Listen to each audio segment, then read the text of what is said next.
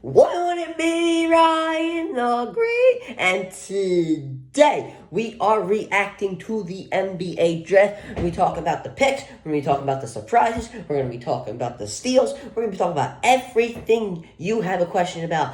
I'm going to be answering what I think. But before we get right into that, guys, make sure you subscribe and post notifications on. Go subscribe to my brother, Ryan the Great blog. Also, make sure you follow me on Twitch at Ryan the Great Podcast, twitch.tv/Ryan the Great Podcast. Hoping to do some podcasts on there soon. But let's just get right into this. All right.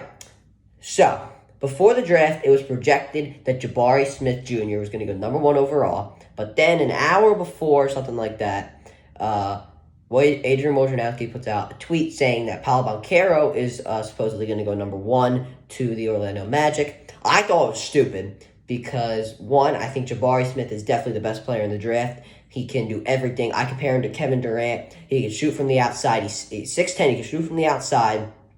He can finish at the rim. He can hit a mid-range shot. Plays great perimeter defense. Interior defense not so amazing. He can rebound. He can only rebound the defensive side of the ball. Offensive side of the ball, he has to do better. But I think he's the best player in the draft, and I think it's ridiculous that he wasn't taken first overall. I knew he wasn't going to go second because I know that the Thunder needed Chet Holmgren.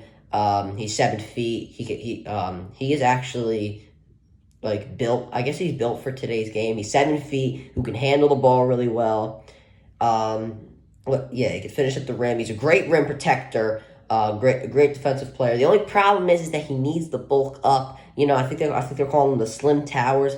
If he's gonna play forward in this league, he needs to put some muscle on him. Because if you put him up against guys like Giannis, or Anthony Davis, something like that, he's going to get absolutely bodied inside the paint. So I definitely think there's room for improvement there. Offensive side of the ball, I think he's really good. I think he can do everything. He can rebound, pass, score the ball. So I think offensive side of the ball, not so.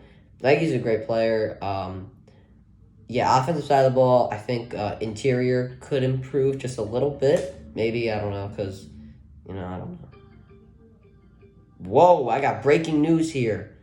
Right in the middle of the video, Bradley Beal declines his player option, but he's probably just going to re-sign with the Wizards. So actually, guys, quick pause. We're going to have an advertisement here. I will have a video about everything that has happened during free agency so far.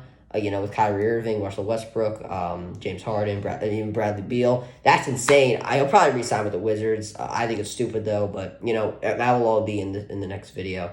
So, yeah.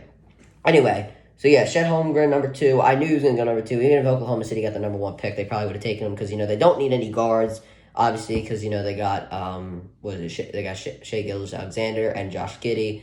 They're definitely, they're nowhere close near playoff contention, but this definitely brings them forward. Magic Paolo Banchero, I really like him.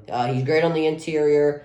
I don't like Duke. I hate to put it out there, but that's just how it kind of goes. I'm just not a big fan. So, I would have preferred Jabari Smith number 1, but what are you gonna do? It is what it is. It doesn't affect me, so I don't really care. But Paolo Banchero, congratulations. But here's the real reason I think Paolo Banchero did not go to number 3. Remember when Fultz was drafted over Tatum? Tatum came out of Duke, and Fultz came out of Washington. Washington is not a basketball school, and I think that's what Orlando was afraid of. Duke is a basketball school, with Coach K and all the great players that have come from Duke. I think they would take in that because of, the experience that he has gotten. Because he's gotten at Duke, there was a culture there. At Auburn, it's a football school. So, there wasn't much of a culture, and, basketball is not the biggest thing there. And we have seen that when, the guys who are not taken from Duke, they might not turn out. I definitely think Jabari Smith will turn out. I'm not sure if I'm saying this right, but at the end of the day, I think it's because Paolo Banchero went to Duke, and Jabari Smith went to Auburn. I think that's the real reason why Paolo Banchero went number 1 overall. I could be wrong. Maybe they just liked him better because I really can't see how else he went number 1 because I feel like whatever Jabari can do, whatever Banchero could do, Jabari could do better. So I don't know. We'll see what happens. So, yeah, those are the first 3 picks.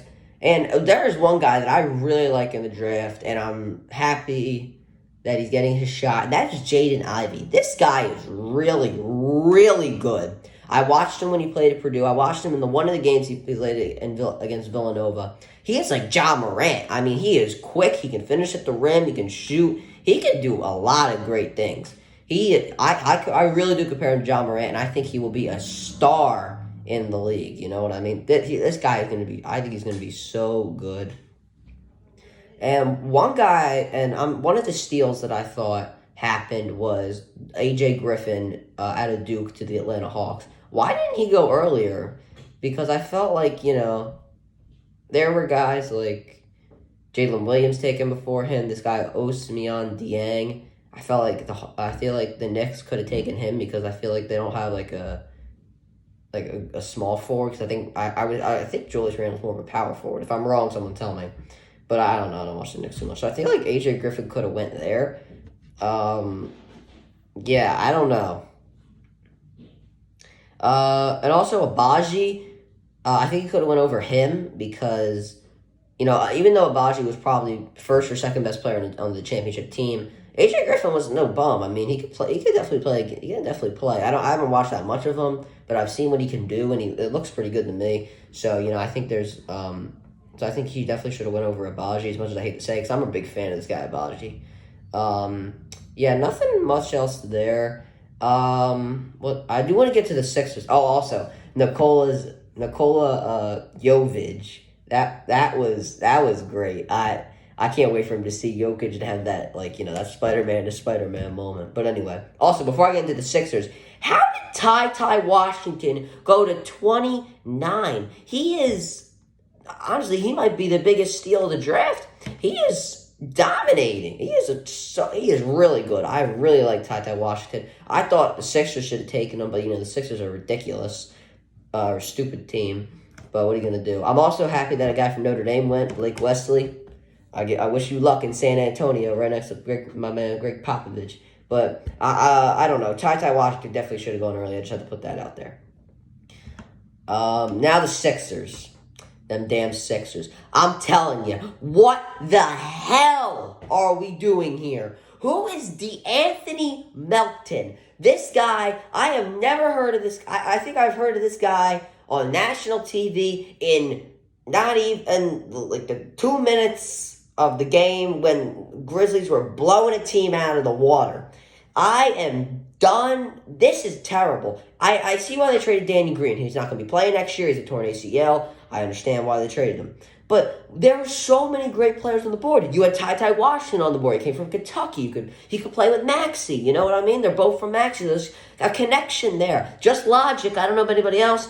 Who else was still on the board? I was going to say with Malachi Branham was still on the board, but he was taken. This guy, Wendell Moore Jr., I really like him. He averaged 13 points, and what was he? He shot like 50%, I think it was. There were guys on the board that you could have taken that could help you win, but this guy is not. I don't feel like this guy, DeAnthony Melton's not going to help you much. I haven't seen him play. I don't know really what he's all about, but from what this team is hoping for, and that is to get to the conference finals or even a championship, they should be going for. They need to go for somebody in the draft. This guy Jaden Springer, I've never heard of him before. I know I didn't get any playing time, but these guys can help you. I don't understand. It doesn't make any sense to me. I definitely think they should not have traded the pick. But let me know what you guys think. I don't know. Second round, not much going on there. I was also pretty upset that Colin Gillespie did not get taken out of Villanova. I'm a Villanova fan. He was the best player on a team that went to the Final Four, and yet nobody had any interest in taking him. I'm glad that he got a contract. I'm glad that Jermaine Samuels got a contract, but I don't understand why Colin Gillespie did not get drafted. I feel kind of bad, and I'm kind of disappointed, but what are you going to do? Alright guys, that's going to do it for this video. Make sure you subscribe to post notifications on. Go subscribe to my brother Ryan the Great vlogs. Also make sure you follow me on Twitch at Ryan the Great Podcast. And as always, Ryan the Great out. Peace.